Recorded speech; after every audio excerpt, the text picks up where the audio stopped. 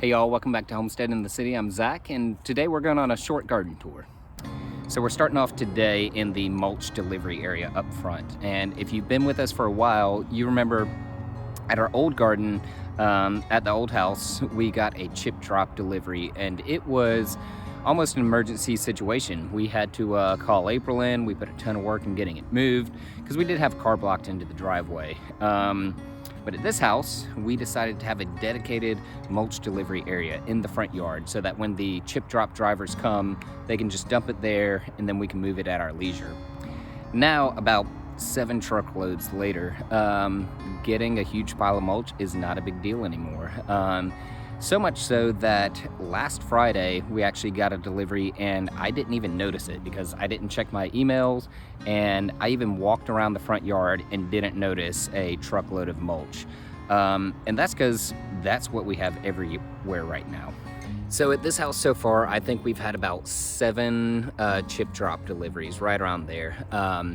And one of them had a lot bigger trees than we were expecting. So at first we were going to try to move those all around, but then we decided to just work with where they were. So with the subsequent loads of mulch, we just kind of built up around the existing trees. One, to just kind of make it look better, and then 2, the main reason was to start building our soil and soaking up all the water from the stormwater runoff.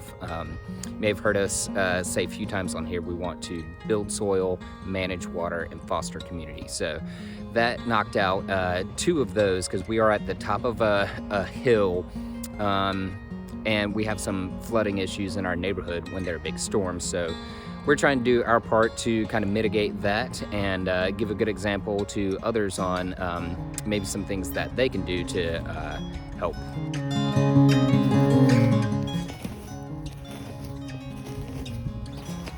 So I dug down a little bit so you can see just how deep the mulch goes up here. This tree was one of those that was in that big delivery, and ended up just using it as kind of a retaining wall up here at the front edge of the yard. And then behind that is just all those loads of mulch that are up here. And so that's getting good and broken down right now. We may leave it in place just to build good soil here, but it's also a good repository, like right where it is, to be able to come in, let it compost in place basically, and then take it on to other beds as they need it.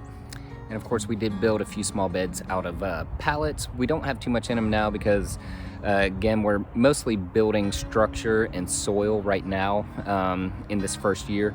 I got a few brassicas in there that I pulled out of my green stalk just to see how they do. So not too much to show up front different, so we're gonna go around back. Also, this little side yard area, haven't done too much with it yet.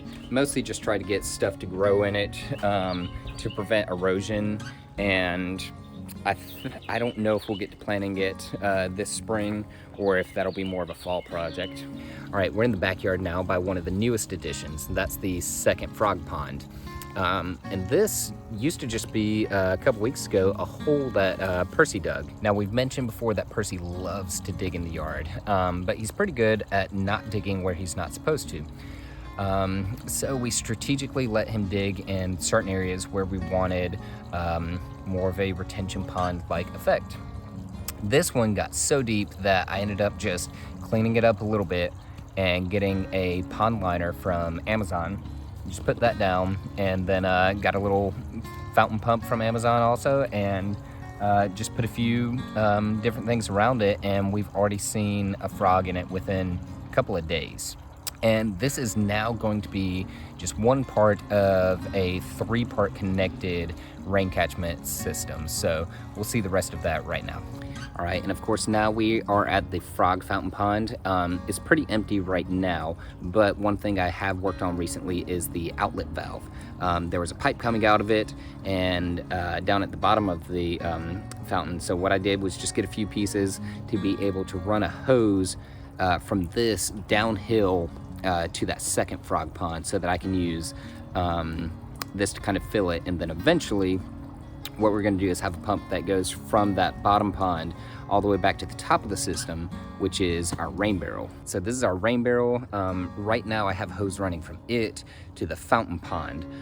So eventually the water will come off the roof into the rain barrel, go through a hose to the fountain pond. When the fountain pond fills up, that'll start filling up the second frog pond through that hose, and then eventually we'll have a pump that goes from the bottom frog pond all the way back up to the rain barrel. So we have one continuous loop that should help the water maintain a more stable temperature, pH, microbiology, all that. And then that is the water that we use primarily for irrigating stuff. And it makes it really easy because I can just walk up to the fountain pond with my watering can and dip it right in and walk around. So I've been enjoying that. And of course, it's not only irrigation, it's more habitat for frogs that help with the mosquito population.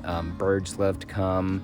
We're hoping to get some more dragonflies and other stuff. So it's just been really great to have those water features to add to the environment around here.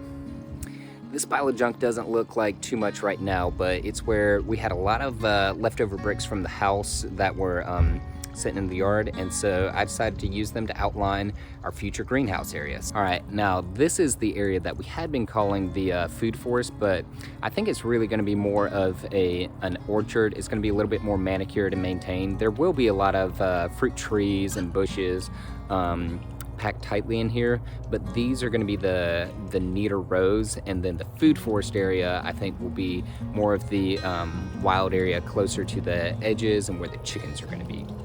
Now finally, we are in our food forest area slash future chicken run. And one of the things that I've been doing strategically here is bending over the trees to make a bit of an archway. The reason for that is twofold.